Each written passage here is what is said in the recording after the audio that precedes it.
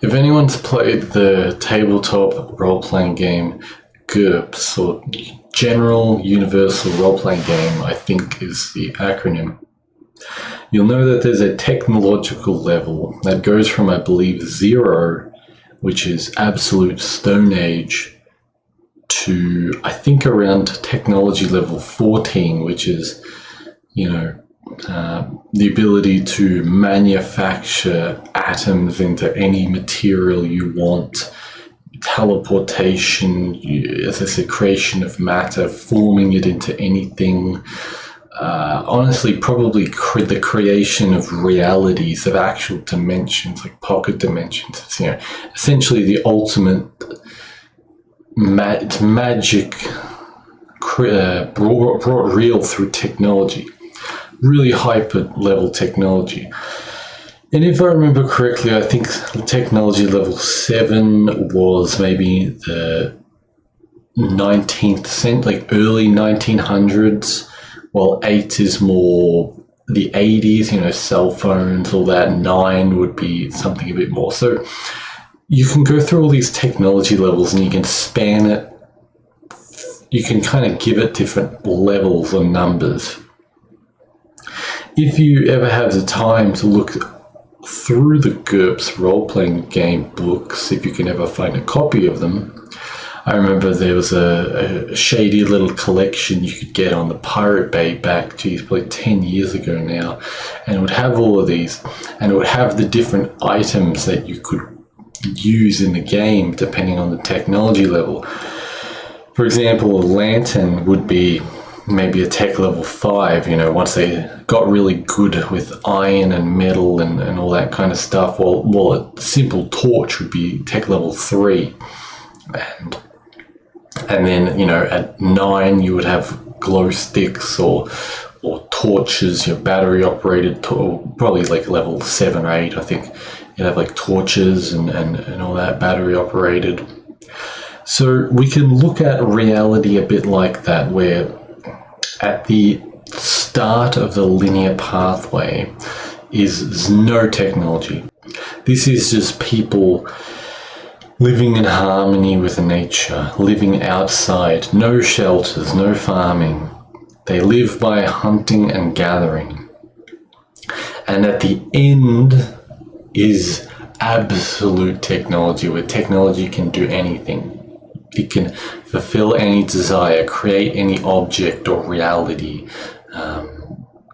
harness mass amounts of energy, infinite amounts of energy, pure control over energy and matter, over reality.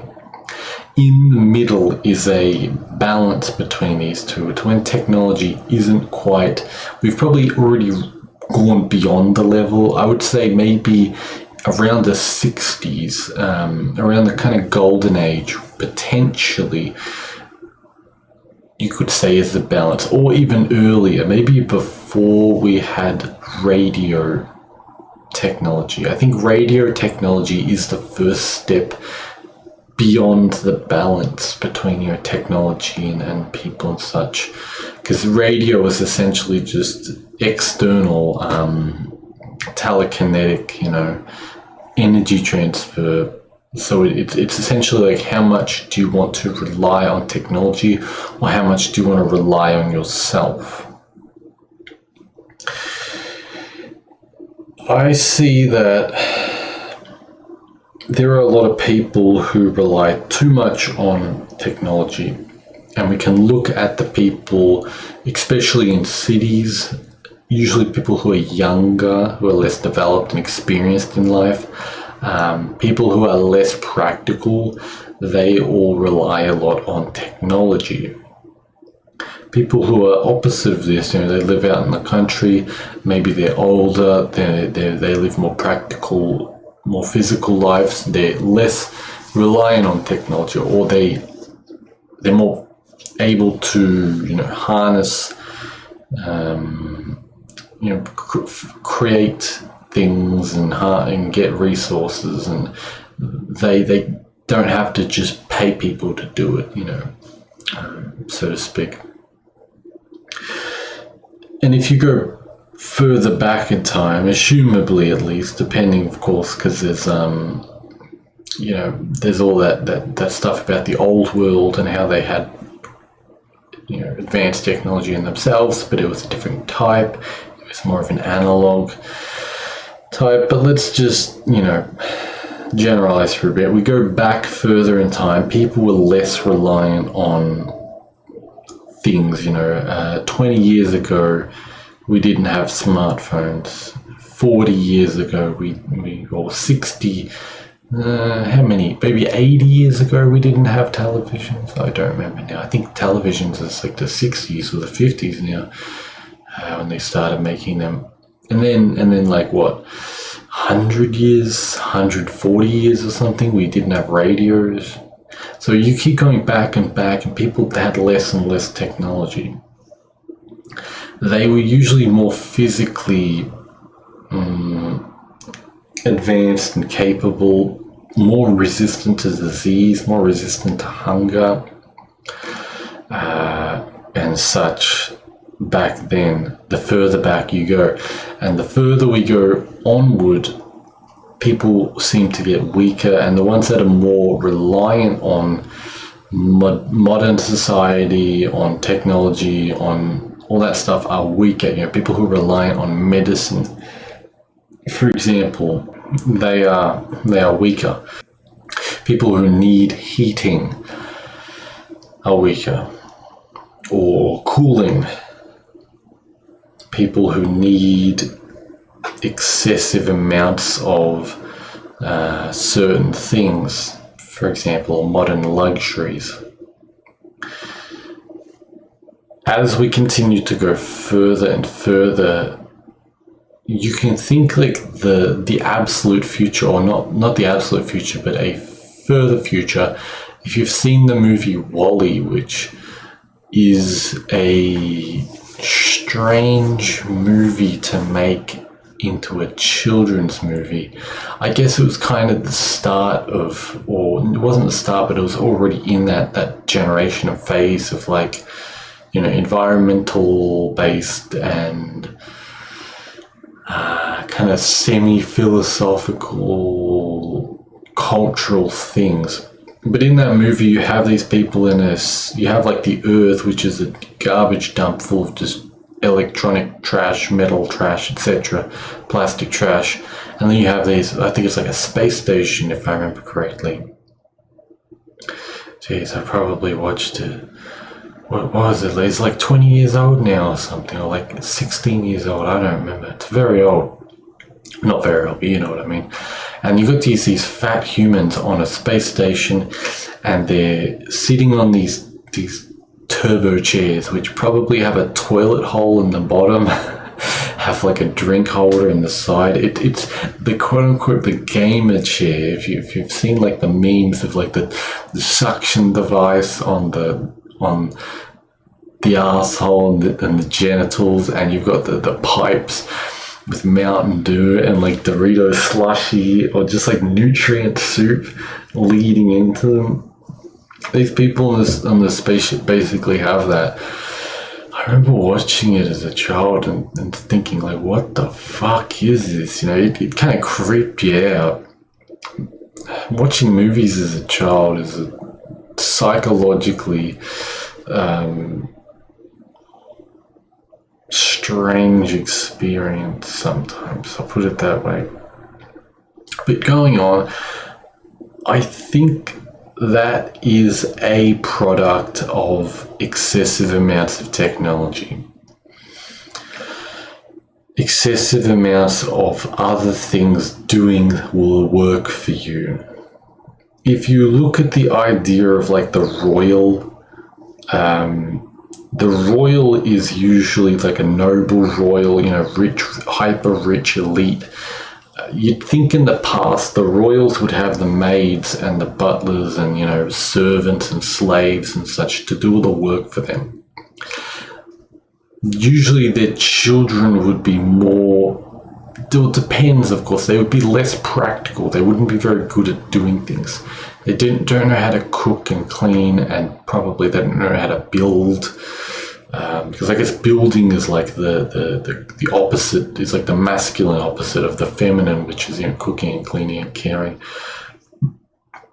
For men, it's more like building, gathering of resources, it's hunting, mining, logging, etc. And potentially, I would say, warfare, protecting, or I don't know, maybe something like that. I have to think about it more. So they don't really know those things. They more know the ways how they, they more learn things, specialized skills, hyper specialized skills, probably that their parents used to make money. If at least their parents want them to be successful in their domains. So you've got a lot of people that are learning hyper specialized skills in like a city, for example. And someone's a lawyer. A lawyer doesn't know how to run around in a forest, carve a spear, throw it at a deer, chop the deer up, smoke it or cook it, preserve it. A lawyer doesn't know how to do that, chances are. If they do, they're a little more than a lawyer. A programmer doesn't know how to do that. Chances are a car mechanic doesn't know how to do that, or a plumber. But they may be a little more practical, a little more able to do that. But at the end of the day, most people, even if they're blue collar, probably can't build a log cabin or make some kind of house. They probably can't hunt their own food. Let's be realistic. So it's not just the white collar people, it's probably a fair amount of the blue collar. Though more blue collar, of course, you would assume would be able to do that. It probably doesn't take much for a carpenter to learn how to build a log cabin or something. If he already knows how to build a house frame and all that, who knows? So an interesting thing is AI technology getting to a point where if you have an AI technology that starts to do all the work, see, the computer does the calculations, does the work. It's taking over the role of the lower person, as I said, with the noble or the rich person and the maid, the rich person and the slave or whatever. The slave did all the work, the cooking, the cleaning, the caring, the building, the fixing, the hunting, the gathering, etc., etc. And the computer is taking over those roles. The mechanical body, the mechanical mind, the mechanical being is taking on the horse role, The car has taken over the role of the horse. Eventually, we'll have electric cars that will, again, take over the role of the car. We'll have self-driving cars. The car will become a flying machine, which will take on, you'll take over the car, and the flying machine will become the teleporter, etc., etc. And the big question is, do humans understand how to make the teleporter? Or didn't AI make the teleporter? Will humans in 100 years from now understand how to make a car? How many of you know how to make a car? How many of you know how to fix a car? How many of you know how to modify a car? I don't drive a car. I use a bike. I know how to fix that. I know how to construct it. If I wanted to ride a car, I would have to get the tools to fix it, to work on it. I would have to learn to do that, because I'm not going to ride like 1,000 kilo, like a ton or 1 ton machine that could get just dumped somewhere. I'm not going to do that, Like I can pick up my bike, or I can roll it and walk with it if I need to. But the point I'm trying to make is that humans now most of them don't know how to fix their car, don't know how to construct their car, or deconstruct their car, or modify their car, or fix their house, or deconstruct the house, or make a house, or do basically anything. They can't do that with their computer, their phone, any technology. Most don't know how to do that. Eventually, it will be AI. In fact, it already is basically AI designing chips like CPUs, GPUs, and graphics chips, whatever chips. AI is designing medicines. AI is designing, we already got music and art and all this stuff coming out. It'll get to a point where it's AI is designing everything and constructing and manufacturing everything. Humans will not know how to make things, design things, create things, etc. How many of you know how to mine ores, make them into metals, make them into chemicals? The videos that I had, like making the sulfuric acid video, that was a video to try to understand how do we bridge chemistry and primitive technology, essentially. How do we take sulfur or sulfurous minerals like iron sulfate and make sulfuric acid a kind of earlier technology acid. What was it, 18th century they probably made it, 17th century, in mass quantities, because of course they were making it back in the Egyptian days. It's one of the major arcana chemicals, so yeah, sure, they were making it thousands of years ago, but what I'm saying is more on a mass scale. How many people know how to do that? When do we get to a point where it is AI making the hyper advanced metal amalgams, chemicals, etc.? Chemistry is already hyper complicated. Most common pharmaceuticals are very complicated procedures, and it requires a chemist or a person who's very interested in chemistry and quite experienced to make these things. We're already at that point. Now, of course, at some point, or we've already reached it, is where technology is almost a little too much. The pharmaceuticals have gotten too sharp, to the point where they're too strong, too powerful in a way where herbs are fine. Decoctions and such and things made of herbs are fine. You don't really need a pharmaceutical. It's gotten too strong, the same way that modern computers are pretty damn quick. They've gotten very quick, but you look back at like a Commodore 64 or something, it kind of got the job done, What was that, 40, 50 years ago? Like, technology back then wasn't that bad, That's what I'm trying to say, is in technology will get sharper and sharper. Of course, there are other things I could say about that, talking about the base, these things needing more of a base, needing more of the yin element to them to stabilize and balance them and make them less sharp, which is a good thing, but I'll leave that for another video. Going back to the main point, as we advance, AI is the current age. I would like to say it's the future, but no, it's the current age because it's already here. AI and robot bodies is the current age, that things are going to be taken over by robots and things are going to be done by AI machine minds, which is, robot minds, which is AI, or computer minds, which is AI, and robot bodies, which is, you've probably seen robot manipulator bodies and such. And a lot of the work in society that can be taken over by this stuff will be taken over by this stuff. And as the future goes on, a lot of people will not understand how to do many things. Of course, it'll be interesting to see what kind of society is built in the future. Will it be a bunch of people who are hyper competitive and hyper specialized, or because they got to make money somehow, or is it going to be some welfare state where people, like the Wall-E thing, where they have the turbo chair with the suction on the arse, and they're all fat and they're all eating their whatever slush and paste and such.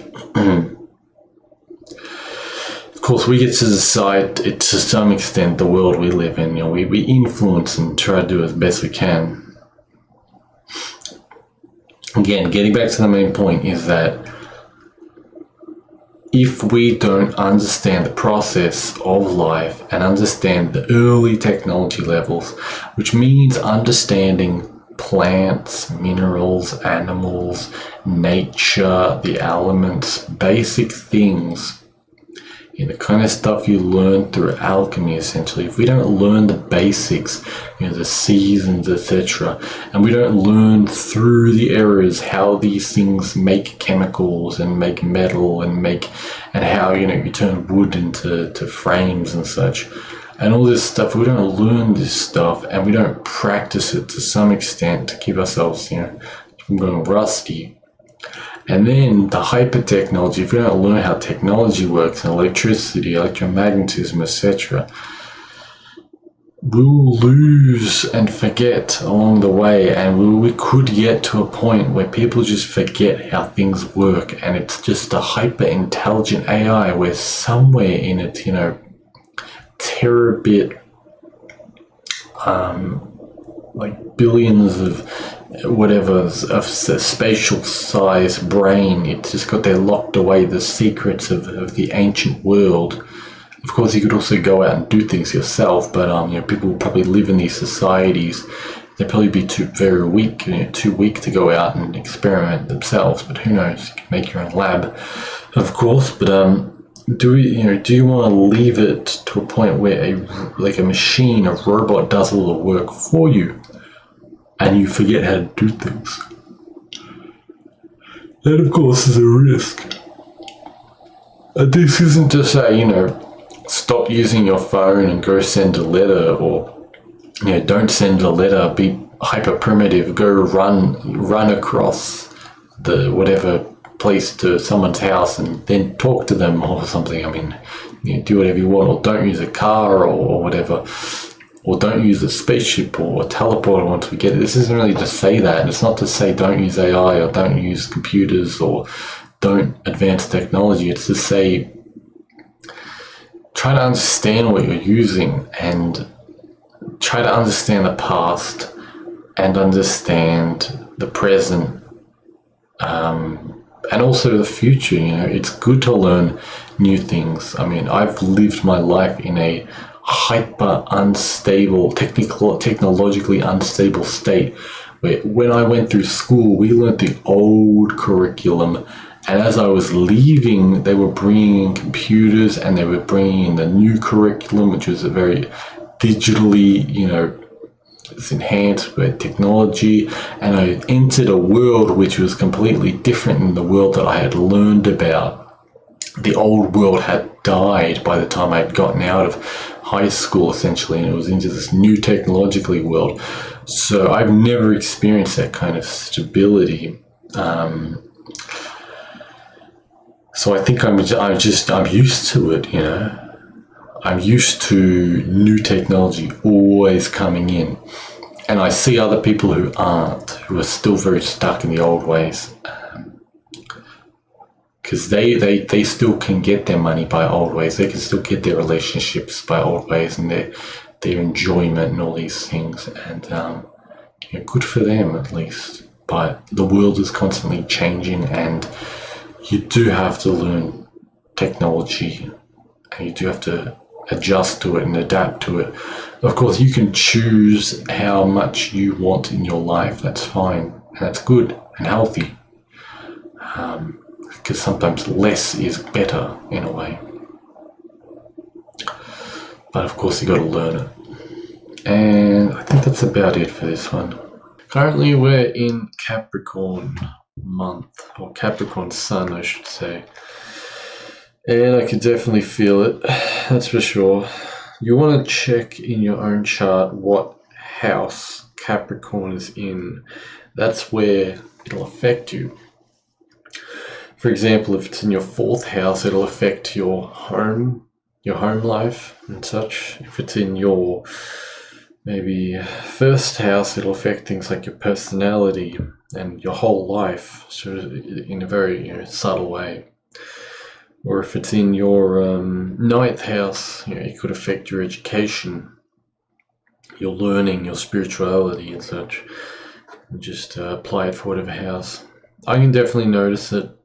We have Capricorn in summer where I live, which is very interesting because we have a summer Christmas, and Capricorn, it feels like you just want to sleep. You need to eat, but you don't really want to eat. Like it's a bit like low appetite. To an extent, not a huge extent, but it's very much just like a sleep and almost work hard as well, but not hard.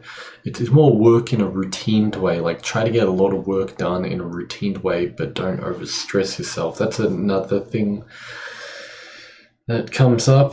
But I always find I sleep a lot. Throughout the day during this kind of month. I've always done it for like the last 3 years, I remember, or as long as I can remember. I've always slept tons throughout this month, which is weird because it's summer, but I guess sometimes the heat can make you tired. But it's a good month to catch up on sleep if you need to, or to catch up on any kind of, try to densify your bones, which is why I said eat. You eat good, nutritious food if you can, and sleep a lot and do all that. And try to get your routines back in order. Try to get them good.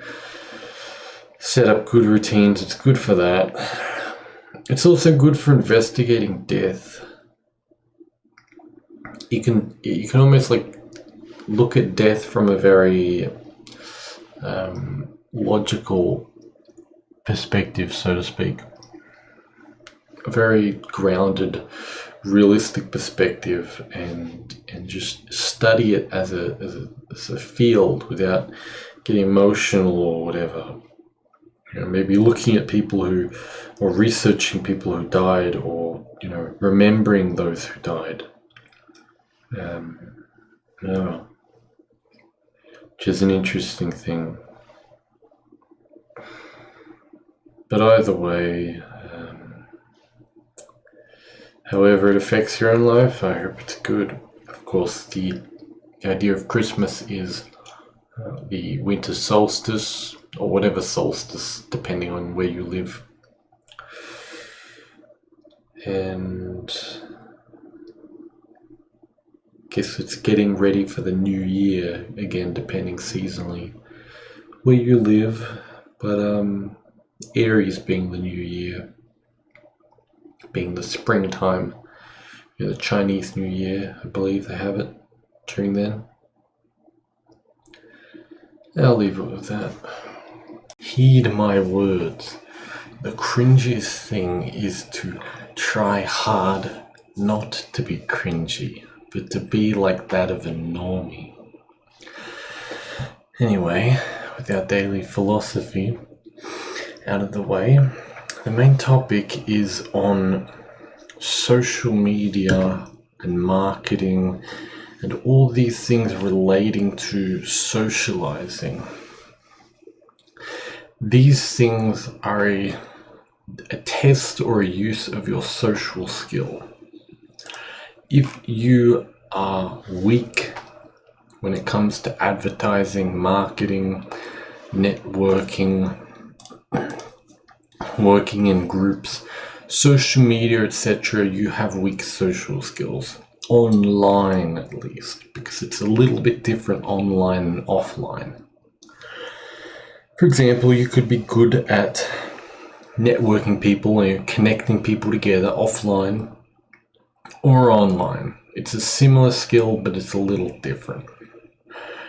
So, an interesting thing is if you are low in a follower count or high in a follower count, it relies a lot more on your social skill than it does on something else. I definitely notice this with artists of many different kinds. The artist who has a lot of followers is not necessarily better technically than the one who has not many followers. I hope I said that correctly. You probably know what I mean. Similarly, the artist that makes a lot of money is not technically better than the one who doesn't. Chances are they're decent enough to make money, but it's because of strong social skills, strong networking, strong ability to use social media. Social media is a tool of your social skills. If you are socially weak, you're going to have a rough time. You're going to have a rough time, and marketing or advertising, which is basically just running around saying, hey, look at this, look at this. We do it more virtually now, look at this. Or in the past, it'd be through television, cold calling, radio, flyers, etc., externalized means, instead of just talking to people, talking to your neighbors, your local people. But that is a way of, advertising of all this. People would talk to one another to be like, hey, my child is, needs a wife or needs a husband or whatever, and they would network that way, or they'd be like, my husband is skilled in this. Do you know someone who needs a carpenter or a blacksmith? And now it's just modernized to social media, and there will be a new thing beyond social media. So people who have a social media addiction have an addiction to socializing, the social sphere of reality. The same way people who are addicted to, gambling, or reading books, or being on the internet, or non-social areas of the internet. These are all different spheres of life. Hopefully you can understand social media a little more. And of course, the next level will be like a metaverse Web3, integrated with crypto and video games, and kind of like how Facebook, they got the Facebook metaverse. That it'll be a little more like that probably in the future, instead of this two-dimensional stream of pictures and video and such. Personally, I like the image board format a lot. Too bad though that I guess the older I got, the less I enjoyed conversing with people in image boards, because I realized how immature and troubled a lot of them are. But anyway, I guess it's important to learn social media because it's essentially your commerce and relationship space of where to find people and talk to people and such.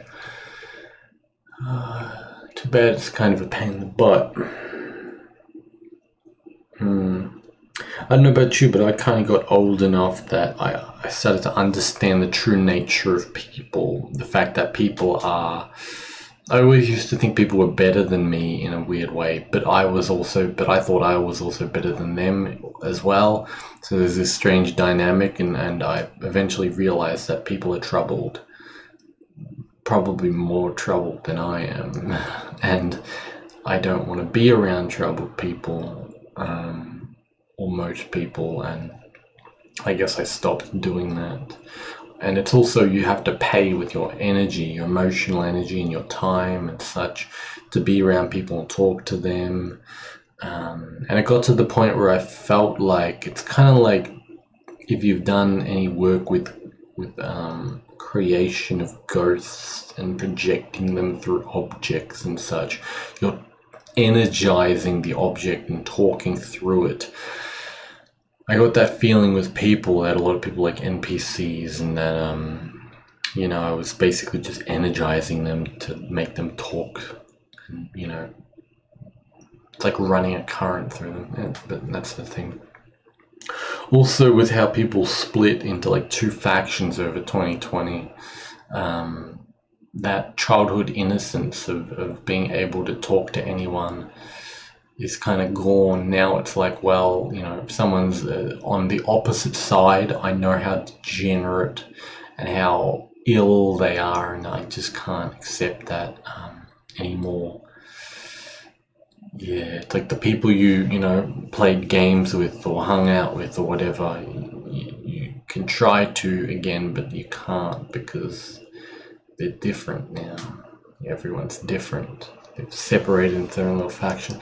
But anyway, take that message as it is. Basically, if you suck at networking and talking to people and social media, and you want more, it's just that you want more followings or you want more interactions or whatever, you need more. It's more both based on social skills than it is based on the quality or of maybe your work or the type of thing that you do. It's a social game.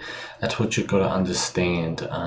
And you can gamify the game. You can game the game, so to speak, as in you can play it like a game and win the game if you really want. You can game the system if you want, and that's basically what people who make a lot of money off social media or get a lot of followings and such, they do. It's up to you whether you want to do that. Anyway, goodbye. Another thing in business, if you want to sell something for $500 and you know it's going to be in a situation where someone's going to negotiate, usually that means physical situations where two people talking, two people near each other. Instead of putting it up for $500, you put it up for $700 or $600 or $650 or something like that. So whatever your price that you want to get, you put it higher if you know you're going to have to negotiate, so you don't get lowballed. And then you have a negotiating price floor, essentially, which is what you wanted. So I had the idea that everyone, because of who they are, we all have different personalities and we're all different kind of people, is good at getting a certain kind of resource. Same way that everyone's good at a certain kind of skill. The people who are good at art are usually completely different than the kind of people who are good at business. And then those people are different at the kind of people who are very good at maybe building practical things like furniture and houses and such, etc., etc. So there are different kinds of people. You can, of course, categorize them archetypally through the elements or the astrological signs or planets or some other categorization.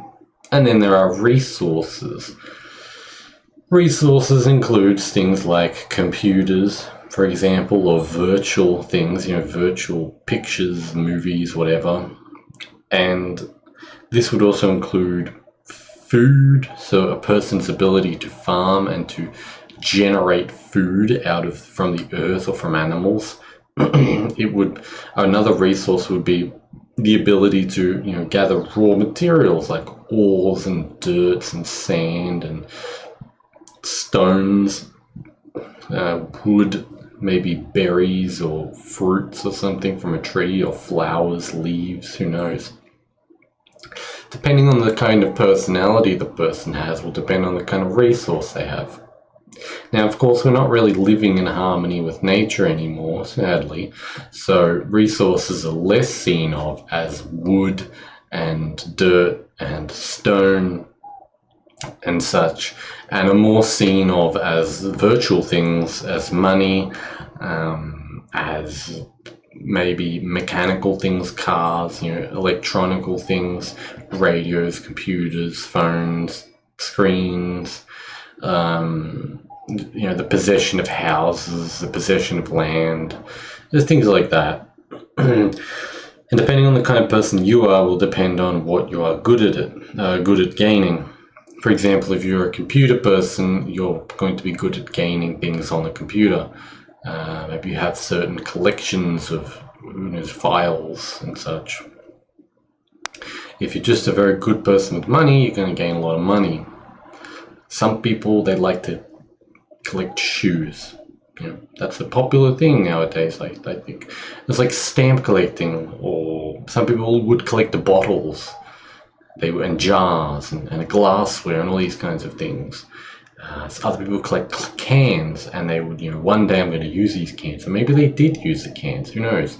Other people are good at collecting metal. They just scrap metal everywhere, That's just what they do. It's just who they are. And in the past, I believe in more of a village life, people would sell these things to each other. They would sell, one person would sell wood, the other person would sell fruit, the other person would sell roots, I don't know, flowers or leaves, medicinals and such. Another person would sell fat or meat. And then, depending on how processed the resource is, then the person would sell furniture. Or another person would, and then it kind of got to the point where it's like they would sell the skill of making a stone walkway, or a stone house, or a stone furnace, cook, like a kitchen cooker.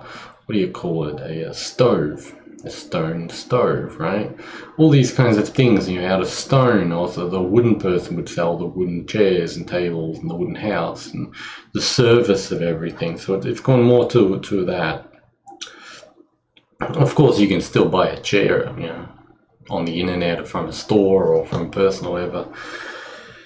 But just some things to think about. Maybe you want to think about yourself. What kind of resources or services or things do you naturally gravitate towards hoarding or gaining or developing or selling or whatever? And what do other people gain?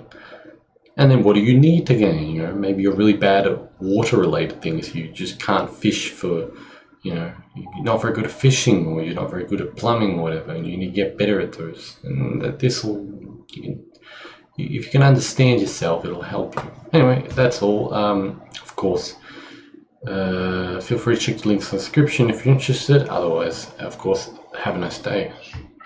So I have this mindset where I treat myself almost like a wool sheep, or a milk cow, or an egg chicken, or a field which grows potatoes and onions and beans. Might sound a little bit strange, but what I mean by that is that every day I want to get out of myself the work, the study, the practice that I need to get. Every day, if you want to achieve things, you have to get out of yourself what you can. It's like I wake up and I wash the dishes. If I need to, I take out the bins. That is me extracting work and labor out of myself. I know I need to do some gardening today. Again, I'm extracting that out of myself. I have studied some stuff today. I've done that. I'm making videos, so I'm getting that work out of myself. You try to think of yourself that way, as in every day you are growing resources like a field or like an animal, and you need to harvest them. You need to harvest your crop of potatoes, or as I said, you got to shear the sheep to get the wool. You are the sheep, and the wool is whatever work, study, practice, whatever things you need to do, your job, your work, your home things. As I said, you gotta clean your house, you gotta fix up your garden, etc. And do these things regularly.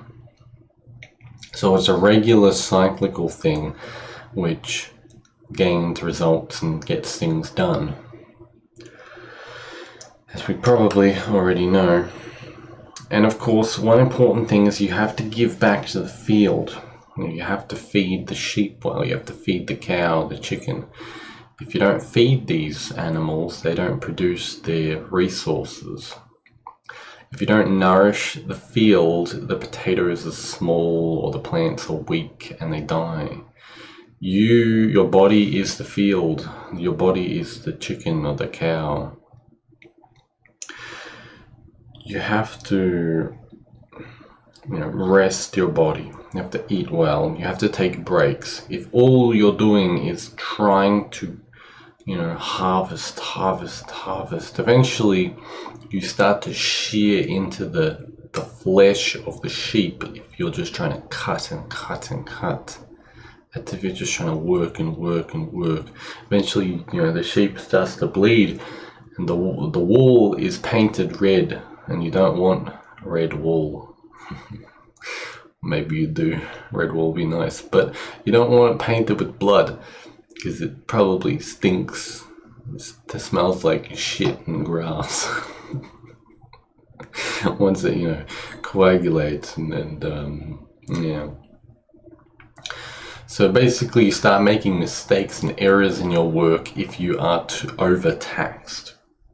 So you've got to find the balance of how much can you harvest and how much do you need to regenerate and add more shit and piss and blood and bone and other fertilizers and manures and whatever rotten food scraps back to the field. And how much do you need to feed it is what you got to understand, because again, don't want to overtax. But if you can do this and you can manage yourself correctly, you will be able to gain the resources, get the work done, do the studying, do the practice that you need to do, and manage your life and your house and yourself properly and get shit done. Anyway, that's enough for this one. Hope you enjoyed. Of course, check the links in the description if you're interested in social and commercial things, and have a nice day. I noticed that, just say if I'm doing something and it's difficult, I have to remind myself that it will get easier. Because what I find is that pretty much everything gets easier every time you do it, right? So you do something for 10 times and then it kind of becomes easy, or it becomes bearable. Maybe if it's a physical thing, you're physically exhausted and you're just tired from doing it and it's like your muscles are shaking, whatever. Or if it's a mental thing, your mind is in pain and it's blocked and you really don't want to do it. And of course, you have to deal with the day by day struggles of maybe one day you're sick or another day you're tired or exhausted in some way, or you just really don't feel like doing something. But of course, things do get easier, and of course you learn and all that kind of stuff. So when I feel that struggle and pain and discomfort, I try to tell myself, just sit in the fire, because it's if you've ever worked with metal before, you heat the metal up in the forge and the metal starts to glow red, like a yellowy kind of red, orangey yellowy red, and if it's iron, usually it has these little flakes that come out of the surface, these impurities that come out of it, and you hit it and the whole metal, it's all flaky and all the impurities are out. So what you're doing, you're sitting in the fire, you're heating yourself up, and by doing that you're so you're releasing impurities, so to speak. So you just have to stick it out. But also what I find is that, just say if you go for a 1 minute run, if you're not very good at running, you will struggle and be uncomfortable. If you've run enough, you know that you can just kind of bear the pain, or it doesn't feel painful at all. But if you go for that 1 minute run and then you relax for a minute and then you run 2 minutes, the 2 minutes will be easier than the 1 minute because you're warmed up. So the point number 2, sometimes, as I said, you want to bear the pain, but if the pain is so much, step off the gas, release the heat, cool down. Again, it's like metal, you heat it up and you throw it in a bucket of water. Or if you have the money, you use oil, or if you're a bit cheaper, you keep like a bottle of cheap olive oil and you're just going to spill it over the metal. It's maybe not the most environmentally friendly, but anyway, that's kind of tempering yourself, so the metal is stronger now.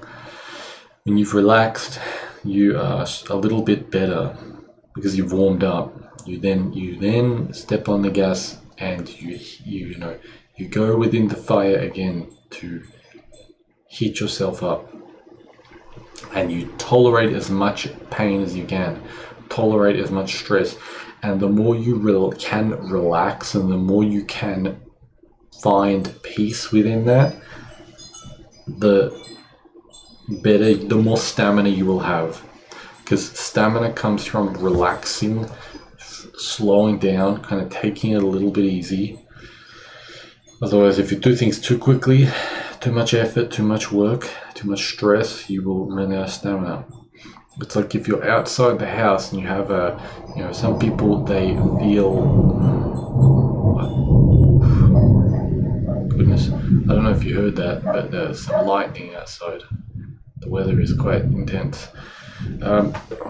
Some people, they have a fear of going outside and they're uncomfortable being outside. When I was young, I definitely had that. Every so often I have it, but I'm a lot better. If you just can find relaxation within yourself and find relaxation while outside, then it'll be easier to be outside, so to speak. It's the same thing with doing stuff. You try to find relaxation in the work. Try to find the middle ground within the stress, where you're not being melted to smoke.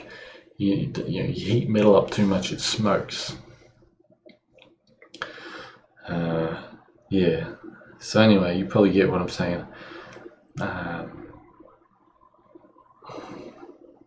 Yeah, whatever. I forget the original point. You can rewatch it. Anyway, have a good day and check the link in the description if you're interested in social commercial things. Goodbye. So here's something interesting. I've been cleaning up the garden a little bit, and I noticed that if you have stone, like brick or stone, and then you have dirt on top, the dirt will grow grass and weeds and other things. If you just have the stone and it's cemented over the grass, or over the dirt on the bottom, things won't grow.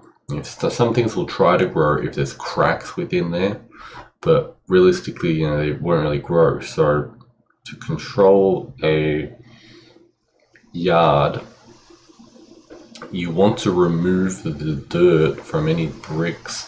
If you got like a bunch piling up and it's just weeds and stuff growing on top of them because it's unkept, you want to get rid of that dirt. And dirt is like a carrier of water. You can think, well, brick is not. Brick, it's semi-porous, maybe it's a little sun, depending on the brick. It can get wet, but it just can't soak the way dirt can. And then you could make custom areas. You can make custom kind of areas where you put brick and stone and you mortar it over, where the grass won't grow, or where things won't grow, because it's kind of like a pathway, or a road, or if you've got like a balcony or whatever, not like a never mind. So yeah, that's just if you observe these things, you'll get what I mean. So tools are a fascinating thing. As I've been trying to get my yard in a better condition, I used I used some tools. One was I don't know what you call it in most countries. We call it a whippersnipper, which is basically a long pole with a rotational device that has these strings, and it's kind of like a handheld lawnmower. And I noticed I'm essentially carrying, because it's a petrol controlled one, or petrol motor. And if you study petrol motors, which is not a bad thing, you'll understand things like lawnmowers and old school tools and cars a bit more. Though a lot of tools are becoming already electric. Personally, if I had the money, I would buy an electric whippersnipper. I would buy an electric lawnmower as well, because that is a lot more convenient and it saves me the time and the money going to a petrol station to buy that. Personally, I'd rather just use the batteries. I think that'd be a bit easier. But whenever I buy tools next time, that is what it'll be. So you have your hand tools, non-powered, you have your electrical, and you have your gas or petrol, essentially petrol tools. And personally, if I can use a hand tool that is not powered, I will use one of those. I find they are the most comfortable and convenient, though they are a bit slower, so it depends on what you want to use. If, just say, you're using a petrol motor, I find it's a lot of stress on the body because of all the vibration. If you use an electric tool, it is also stressful in a different way because, again, the vibration, if the motor is too strong, which sometimes you need a strong motor to get things done, but it does put a lot of stress on the body, so I do like hand tools a lot more. But I find that a tool is a configuration of natural element, or it's a controller of natural elements. But sometimes it's more of a configuration of geometry. For example, what differentiates a knife from a hammer, from a chisel, from a grass cutter, all these different tools, hand tools. It's just metal in different shapes. The chisel it's kind of like a small knife on the edge. A knife is just a piece of metal sharpened, a long piece of metal sharpened. A hammer is a piece of metal in a flat, heavy configuration. An axe is a heavy piece of, like, a heavy wedge of metal. So again, it's different geometry. A spade is a kind of square shape with a curve, called crescent, a kind of a fat crescent or something, and it's good for shoveling dirt because it's got a large area and it's got a large kind of plane for you to put dirt on, so to speak. If we look at a hairdryer, which I would say a hairdryer is a tool, so tools aren't just hardware things. If it's hair tools, it'd be scissors, brush, hair straightener, hair blow dryer. So we look at a blow dryer is controlling the wind. You're controlling the air element or the wind. A leaf blower is a big hair dryer, or a hair dryer is a small leaf blower. They're essentially the same tool, just different size. The same way that a sword is a big knife, or a knife is a small sword. You can think of it that way. A flamethrower is a fire controlling device. A drill is a rotational device. And a Dremel or a hand or a rotor tool, again, is a rotational device, just in a different angle. So changing the angle of the rotation of where the rotator comes out from is, how you change that. Now, an electric drill has a electric motor, which is simply just a electromagnetic coil, and then you've got some magnets around the coil, and it causes rotation when it's got a bunch of a shelling, physical structuring, but when electricity is pumped through, it produces a field, and it basically rotates it the same way that a rotating bunch of magnets around a coil, if you rotate them like a wheel spinner, a hand crank, produces electricity. Not a whole lot, but you'll produce enough to make a light, turn on a light, or charge a hand flashlight or something like that. A flashlight or a laser is a light tool. You can think of those. A taser is an electric tool. A soldering iron or a hot knife, these are hot tools. Again, different shape, different element. You use a heating element, which produces, it's related to the fire element, you can think.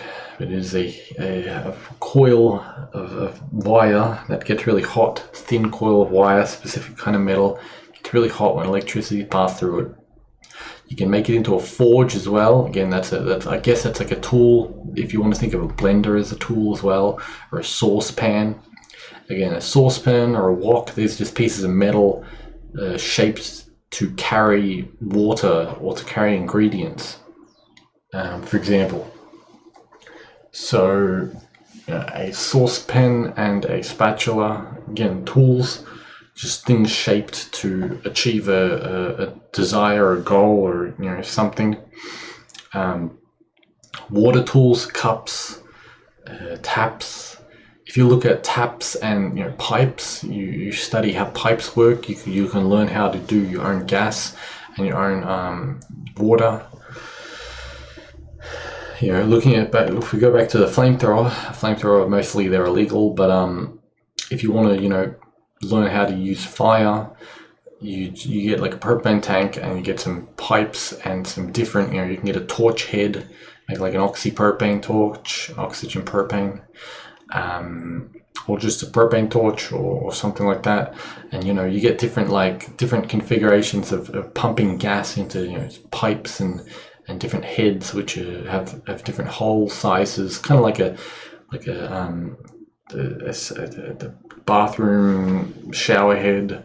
That's another, I guess, would you call that a tool? If we've kind of stretched the definition of tool into, what would you say, appliance, a tool, appliance, whatever a tap is, if you call that an appliance, I don't really know. Refrigerator, freezer controls the power of cold and ice. The water element. Then I guess we could extend it to things like pots, jars, storage devices, shelving cabinets, etc. We're just configuring nature into the shape that is best to store things in other shapes. So all of these things are physical geometry, number one. So what shape they're in, what they're made out of. Specific heating elements need to be made out of specific things. Hand tools like an axe need to be made out of metal, or a kind of like a really hard glass. And what elements are they trying to control? Hand tools are mostly the earth element. It's just a saw. It's just a physical thing. An axe, just a physical thing. A blow dryer controls the wind. Electrical tool, like a taser, controls electricity, laser, light, different elements. So those are most things I can think of. And then like size, how big do you want it? Direction, like as I said with the drill and rotor tool. Same tool, different direction, different motor, and of course motor, as in, do you want it do you want it non-powered, do you want it diesel or gas, or some kind of hydrocarbon fuel, or do you want it electrical? And these are all depending on what you need, depending on your tastes, but also most things are becoming electrical just because it's cheap. There's electrical parts are cheap. And batteries are becoming better, and it's not about you, but I don't like stinking of petrol and motor oil when I when I have to fill it up and use things, and then I have to fill up a liquid. I'd rather just charge a battery and pop in a pack, and it's less vibration as well. I find so it's better. Anyway, I hope you enjoyed listening. I hope you learned something, and of course feel free to check the links in the description. And of course, have a good day. Now, definitely one of the big issues with modern society is the price of land and housing and living, for if you live in the West, that is, at least. If you don't live in the West or a first world country, it's quite a bit cheaper, and it seems to be possible to do. I've thought that we're going to have to come up with alternative solutions to this issue. Also, because you could say, well, just move to another country. And yes, that is a good first start. But secondly, eventually those countries will probably get more expensive. So the solution to this, I think, is to make your own house, or to buy a cheaper like one room house that has all necessities in there, to start at least. It's kind of like how people buy land and they put a big yurt, which is like a big tent, a big cloth tent on top of that land. It's not a bad idea. It costs you, a couple of $100 plus to get it, and you can live there. It's not exactly the warmest, the most comfortable, or the most stable house, but it probably works for a couple years. So what I'm thinking, first, from what I've seen, there are small houses, single room ones, which have, firstly, you have to understand what a house is made up of. The kitchen is what you might think of as the main fire area, because it is where you control fire and heat. It is also fire and water because there's water running through it. The bathroom is the main water area. It's the area of cleaning. You can also include the laundry, similarly to that. Mainly it works with water. You then have, what do you really need beyond that? Well, you need probably some kind of storage area, somewhere where you can put things. Beyond that, you would have an area with a bed, a bedroom area. Either it's its own room or it's included into these things. You can also think of a place like a lounge room area, or an area where you have computers, more of an intellectual space where you can study and such. Otherwise, outside the house or attached to it, if this was like an old school Japanese house, you would have an area for construction, dirt or stone floored, maybe like a shed or a barn or something. You can of course just do this outside, but ideally you will want some kind of protection from the rain and some kind of storage area for the tools for this. So it could be good as well to have a small shed. Now, you can put the bathroom, the kitchen, the bedroom, the storage room, the computer space, the lounge space, all in kind of one square. In one corner, you have the kitchen. In another corner, you have the bathroom area and the shower or bath or sink or and laundry area. And then in another corner, it's like a storage area. And then in another corner, it's like you got a bed and maybe you got a chair or a computer or whatever it is, or television or some kind of lounging area. Storage is the earth element, by the way. So you can put all of these in one spatial room region, probably, let's say 4 to 6 meters by 4 to 6 meters. That's just me being just really average, just taking a mental stab at it.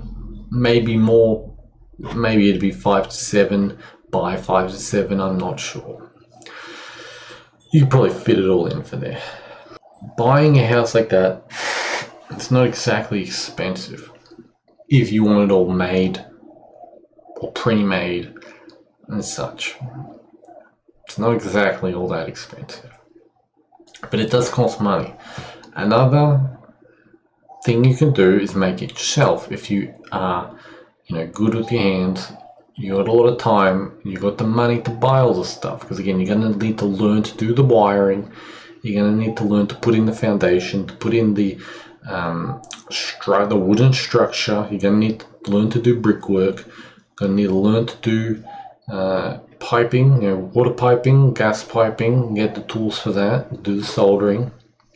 So you got your pipes, you got your power lines, and you put your roof in. You can do a lot of cheap roofs. There's tin roofing, there's plastic roofing, there is bitumen roofing, I believe, the stuff they make the roads out of, like the roof pads where you basically just nail them on.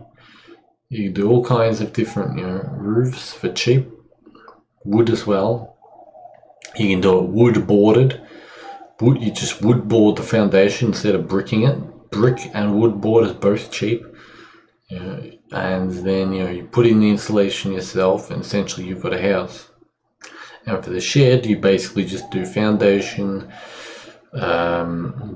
wooden frame, walling, outer walling.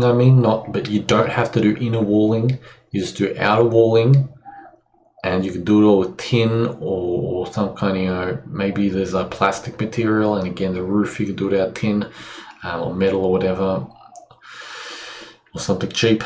And then you just put in a bit of insulation, and you just run your wires, or if you're running water through it, you just run that through. You don't really have to do the inner walling, but you can. Inner walling, I know you can just screw on or nail on. Wood boarding or drywalling, it's fairly cheap and easy to do from the looks of it. And of course, you've got to put your flooring in, your insulation, and then your carpeting and such, depending on what you're doing. You don't really want it to just be stone. It's not good temperature wise, feng shui. And next, what if you don't have the money for that? Because that's going to cost a lot. Well, not a lot, but it's going to cost money. It's probably like 10-20% of what a house would cost. And it's going to cost you time and all that stuff. What I was thinking is you could make your own houses from just natural materials if you really, kind of on that level. You're that kind of person. I wouldn't mind trying it. The stone you can get from underground, I think. You make a quarry. If you've got the land, you dig down to the clay level, you dig the dirt level, and you dig the clay level, then you will find the stone level, and you just start hacking away at stone. And you use that stone for the foundation. The foundation and maybe like half the bottom part of the walling. And that's that done. And you can use the clay to make it, use as a mortar. So use that mortar, that clay as a mortar, there, it's completely free. If you have wood on the property, you can build a floor foundation, a floor insulation out of the wood if you wanted. Otherwise, you just buy a rubber pad, regular kind of, or fabric pad, or, whatever flooring insulation is cheap and easy to use. And then if you've got trees, you can make the rest of the walling and the framing, the wood frame out of the wood on your property. And the roof, again, you can make it out of the wood on the property. If you have a lot of plants, you can make plant roofs. You can make dirt roof. Dirt roof's not bad. You can make a stone roof, but you really need to know what you're doing, because you don't want that falling on you. Especially if you're not confident in your woodwork, you really don't want that, screwing up on you. So, really, if you understand how to use natural resources, you can make your own house, or you can make your own sheds or barns or whatever, or storage rooms. You can do a wattle and daub, which is just wood frame, stone foundation, and then the walling, you use like plant scraps, branches and such, and then you fill it in with dirt and clay, and then the outer walls you use like a waterproof mixture. I believe they used lime or some kind of lime material, maybe, I don't know, to waterproof the dirt and the clay. So it's just some thoughts. Again, people use the natural materials of the time to make whatever things they made, whether it was clay and sand, dirt, wood, rock, maybe they made bricks, plant materials again. You just got to think like, what natural materials do you have and what can you use? Then just make things out of it. Anyway, that's all for this one. Of course, check the link in the description if you're interested, and have a nice day. So I believe that things like the work movement, the social justice movement, all these kinds of things that are primarily coming out of the Western world and then primarily coming out of America, politically and socially as such, also things like socialism and that kind of university politics and all that stuff. And I have to say, on a daily basis, I don't really encounter it. I almost think that it's overblown. But what I notice is that it's actually the young that are infected by these things much more. People over the age of about 40, I notice, are fairly traditional to an extent. They lived in a fairly normal world without the internet part of their life. Or if they, actually now if you're 40, you technically could have had the internet your whole life, but you know what I mean.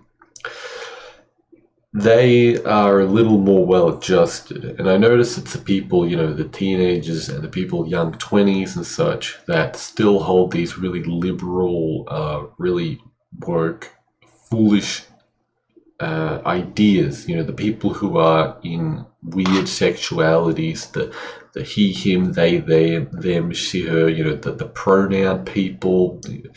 What else do they do? The supporting, essentially degenerate activities, drug use, casual sex, etc. Essentially, they support all of these things and want excessive openness, excessive lack of restraint and lack of boundaries and all this kind of stuff. And they like it until it burns them. Usually they aren't, they change when they become older because, just for example, if you use drugs, you will eventually physically get very sick and your life will spiral into the toilet. So a drug user is probably not going to continue their habit beyond a certain age of maturity, or if they do, they become one of those ghouls and gremlins you see lurking around the areas of a city which smell like piss. Similar things for casual sex use. Of course, there is people get sexual diseases. They take on a lot of emotional and mental trauma, so it's it's a damaging thing. They're not going to do it for very long. Liberal kind of policies, as someone gets older, they realize, oh wait, my dad couldn't get work because the country was swamped by bad politics, immigrants, etc. And they realize, oh, okay, and now it's my turn to suffer from it. So maybe I'm not gonna, engage in bad politics. So what else do we have? Bad monetary things, ideas like socialism. Of course, again, once they work and they do these things, they realize, the value of money. They realize how work works. They realize how society works and things are produced. So it's more as you get older, these foolish ideas are reduced from them. Now, who are the people that grow into their late 20s and 30s who still hold these things? Firstly, it would be the people who are exceptionally deranged, mental disorders, emotional, physical, etc.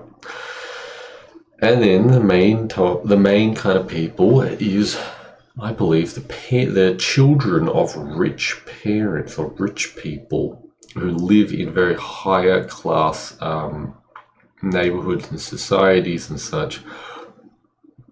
And I've always found, like, if you're poor, you have to, you're humbled by life in society. You have to buy the shittier brand things in bulk. You can't really go out with people or friends or whatever. You have to be humble, and or else you lose all you spend all your money, and you can't eat right, and you don't live right.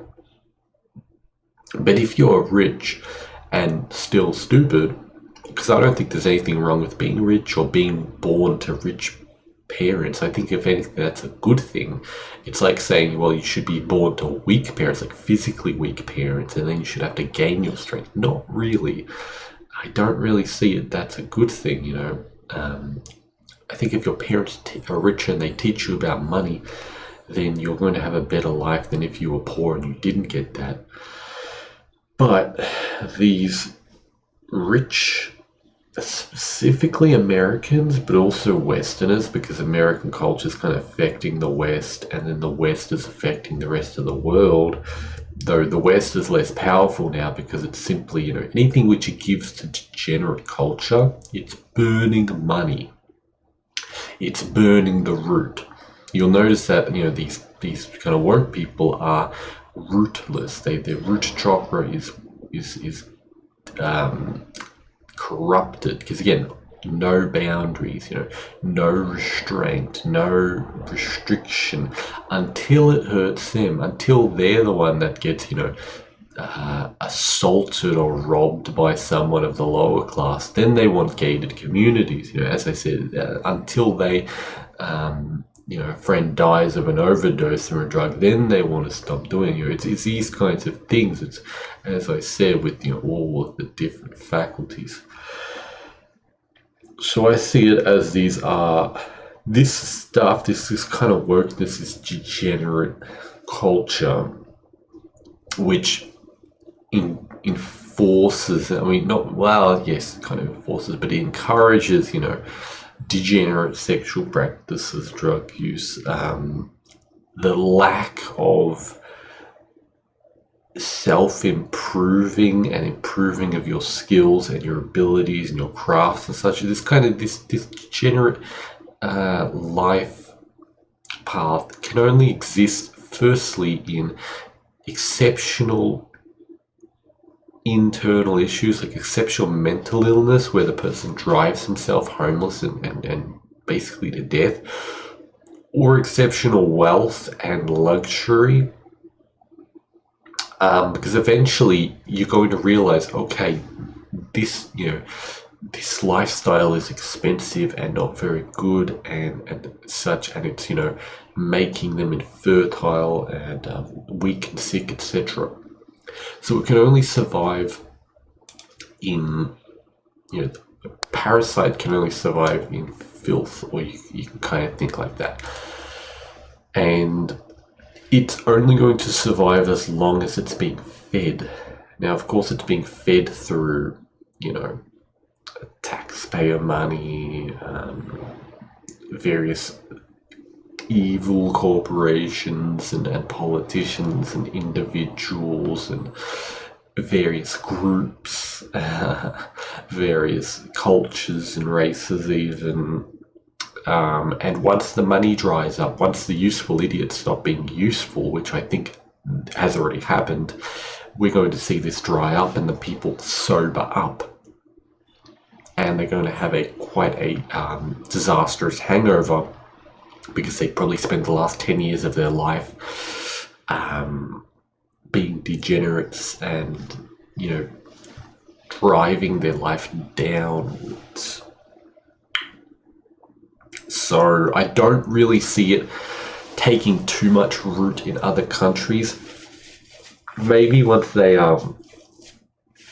reach a certain state of economic prosperity, you know, beyond that, once you have enough economic prosperity in a country, you enter consumer economy, which is very much your middle class, because the upper class understands you don't really need the fancy bag or the fancy shoes or whatever.